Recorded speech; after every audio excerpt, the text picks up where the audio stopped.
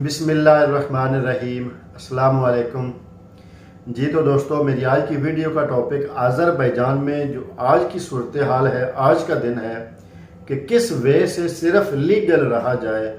क्योंकि कुछ लोग अज़रबैजान सिर्फ और सिर्फ 2 माह, 3 माह, 4 माह, 5 माह, 6 माह या 1 ईयर लीगल रहने के लिए आ रहे हैं और काफ़ी लोग आना चाहते हैं। तो अज़रबैजान के बारे में एक एग्जांपल ऐसी है कि अज़रबैजान एक ऐसा लड्डू बन चुका है जो खा रहा है वो भी पछता रहा है। नाउ-अ-डेज़ जो इस वक्त की सूरत हाल है, मैं उस हिसाब से बता रहा हूँ। अगर आप पास्ट में जाएं तो ऐसा नहीं था, फ्यूचर में कैसा होगा ये किसी को भी नहीं पता। अज़रबैजान एक ऐसा लड्डू है जो खा रहा है वो भी पछता रहा है, जो नहीं खा रहे वो भी पछता रहे हैं। कुछ लोग ऐसे हैं जो अज़रबैजान में बैठे हुए हैं, काफ़ी परेशान हैं, मुश्किल में हैं। बहुत ज़्यादा ऐसे लोग हैं जो अज़रबैजान आना चाहते हैं और अज़रबैजान आने के लिए बेचैन हैं, बेताब हैं और रास्ते ढूंढ रहे हैं कि हम किसी न किसी वे से अज़रबैजान में हम लीगल रह सकें। तो अज़रबैजान आजकल लीगल रहने के लिए ओनली जो वे है, वे तो एक और भी है लेकिन वो महंगा है, वो मैंने बताया भी हुआ है। प्रॉपर्टी बाय करके या 50,000 मनात अपने बैंक अकाउंट में रख के आप बिजनेस TRC ले सकते हैं। लेकिन इस वक्त जो सबसे सस्ता चीप वे है अज़रबैजान में लीगल रहने का, वो है स्टूडेंट। काफ़ी यूनिवर्सिटियां हैं जो कि एडमिशन उन्होंने ओपन किए हुए हैं और एडमिशन लेटर जो है, एक्सेप्टेंस लेटर, NOC वो भी इशू कर रहे हैं। और अज़रबैजान में आने के बाद आपका एडमिशन भी हो रहा है और आपको स्टूडेंट TRC भी मिल रही है। बहुत सी यूनिवर्सिटीज़ ऐसी हैं जिनका सेशन जो है अगस्त सितंबर तक है और वो आपको जो आपकी TRC होगी वो उसी सेशन के हिसाब से देंगे।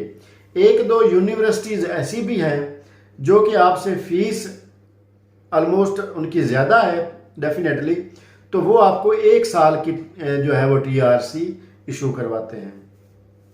तो ये सिर्फ और सिर्फ उन लोगों के लिए मैं वीडियो बना रहा हूँ जो कि बहुत ज़्यादा मुझसे पूछ रहे हैं कि अज़रबैजान में लीगल किस तरह से रहा जा सकता है। और बहुत से लोग जब अज़रबैजान में एडमिशन ले लेते हैं लेकिन उनके माइंड में, उनके दिल में कुछ इस तरह की प्लानिंग होती है कि हो सकता है ये YouTube वाले हमें मिसगाइड कर रहे हों, अज़रबैजान में जॉब्स भी हों, अज़रबैजान में बिजनेस भी हो और बहुत कुछ ऐसा हो जो कि ये हमें बता नहीं रहे और हम वहाँ पे जाके देख लेंगे। तो मेरे भाई, जो लोग ये सोच कर आ रहे हैं कि हम लीगल हो जाएंगे, उसके बाद कहीं ना कहीं किसी न कैफ़े में, किसी प्राइवेट कंपनी में जॉब्स तो होंगी, हम ढूंढ लेंगे, तो वो उनकी गलतफहमी है। क्योंकि जॉब्स वगैरह अज़रबैजान में नहीं है, बिजनेस अज़रबैजान में आलमोस्ट ठप हो चुके हैं और जो भी बचे कुचे लोग हैं वो सभी अपना बिजनेस सेल करके कहीं ना कहीं और शिफ्ट हो रहे हैं। देखिए, पाकिस्तानी या इंडियन अपना कंट्री छोड़ के पैसा कमाने के लिए आता है, अगर उसके पास कोई अपॉर्चुनिटी ना बचे तो वो अपना फ्यूचर किसी और जगह पे जाके आजमाता है, वहाँ पे जाके काम करेगा, वहाँ पे जाके अर्न करेगा।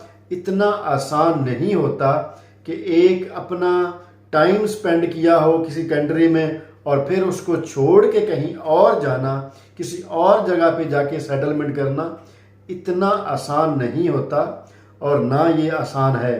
तो बहुत से लोग अज़रबैजान में जो अज़रबैजान छोड़ चुके हैं वो भी डबल माइंडेड हुए हैं कि अब हम क्या करें, हमें जो वहाँ पे सहूलियात थी यहाँ पे नहीं है, यहाँ पे मेहनत मजदूरी कर रहे हैं, वहाँ पे अपना बिजनेस था लेकिन बिजनेस ठप हो गया है, तो क्या करें, अब मजदूरी हो नहीं रही।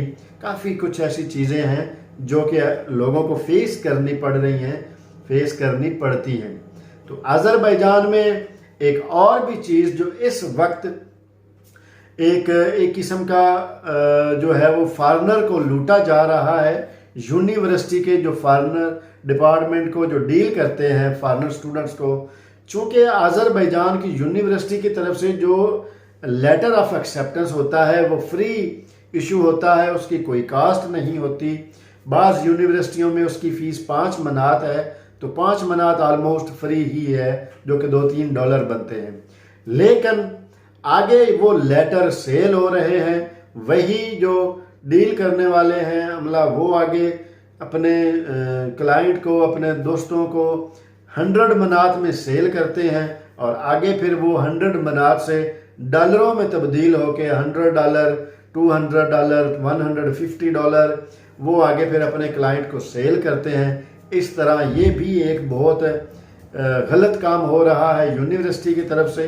चलें, कंसल्टेंट जो है वो 20, 30, 40, 50, 100 मनात जो है वो जो उसका जो जेन्युइन फीस है वो फिर पे करके लेके थोड़ा बहुत अपनी टैक्सी, अपने आने जाने का खर्चा निकाल के एक रीज़नेबल प्राइस में दें तो बात बनती है। लेकिन एक बंदा पाकिस्तान से वो लेटर ले जिसको वो 50,000 का लेटर पड़ जाए जो कि फ्री है, तो 50,000 पाकिस्तानी पैसों में अगर देखा जाए तो वो बहुत ज़्यादा है, जो कि एक किसी भी चीज़ के किसी फ़ायदे के लिए पैसे नहीं दिए, बल्कि एक मुफ्त की चीज़ थी जिसके लिए 50,000 आजकल लोग ले रहे हैं और वो लेटर जो है आगे बहुत ज़्यादा सेल हो रहे हैं।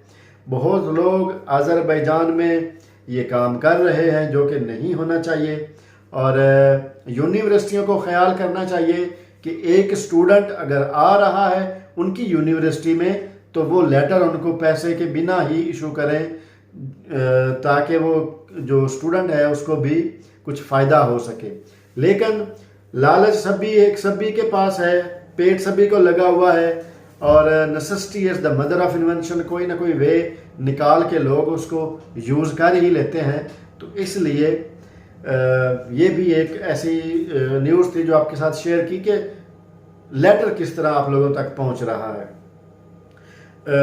मेरी एक क्लाइंट थी, लड़की थी, तो उसने मुझे भी पे किया था क्योंकि 100 मनात का वो नेफ्ट नया यूनिवर्सिटी में वो सेल हो रहा है 100 मनात का।